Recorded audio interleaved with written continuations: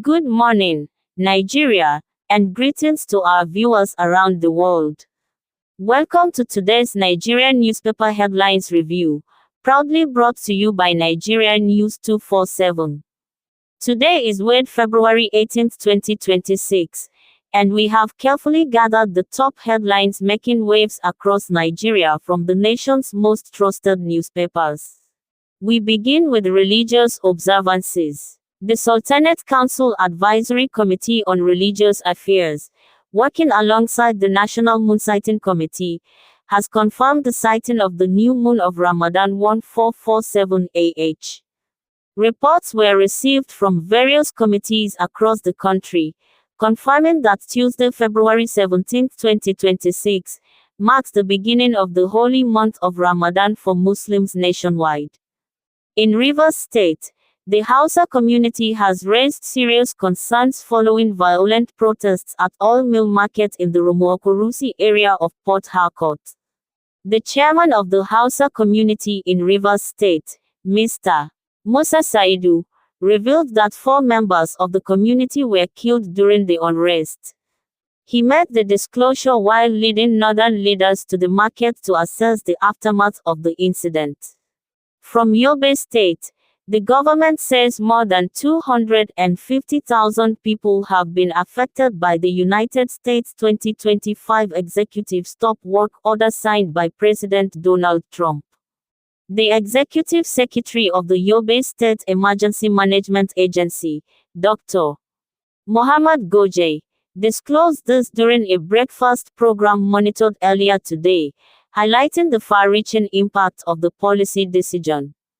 At the National Assembly, tension flared in the House of Representatives as some lawmakers staged a walkout.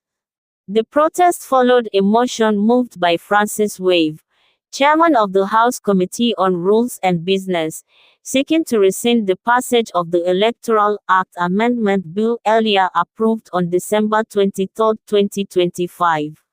The development triggered heated reactions within the Green Chamber. Security concerns persist in Benue State, where 6 travelers, including 4 members of the Ansaruddin Islamic Society, were abducted by bandits along the Naka-Makurdi road. The kidnappers are reportedly demanding a ransom of 100 million naira for their release. On the economy, the naira recorded gains on Tuesday. In the parallel market, the currency appreciated to 1,385 naira per dollar, up from 1,393 naira the previous day. Similarly, in the Nigerian foreign exchange market, the naira strengthened to 1,337 per dollar. Political tensions were also evident in Ondo State, where a pre-Congress stakeholders meeting of the All Progressives Congress turned violent. Suspected thugs reportedly invaded the party secretariat in Akure, leaving several people injured, including the state chairman and a commissioner. The incident comes less than 24 hours before the party's nationwide World Congress. Meanwhile, former Kaduna State Governor, Nasir El-Rufai, has spent a second night in the custody of the Economic and Financial Crimes Commission. His counsel, A.U. Mustafa, is seeking his release on bail. However, there are indications that the anti-graft agency may apply for a remand order to allow investigators more time to question him. In the civil service, the federal government has announced that salaries of unverified workers will be discontinued from March 2026. The decision follows the conclusion of the ongoing personnel audit and skills gap analysis, according to a memo issued by the Office of the Head of the Civil Service of the Federation.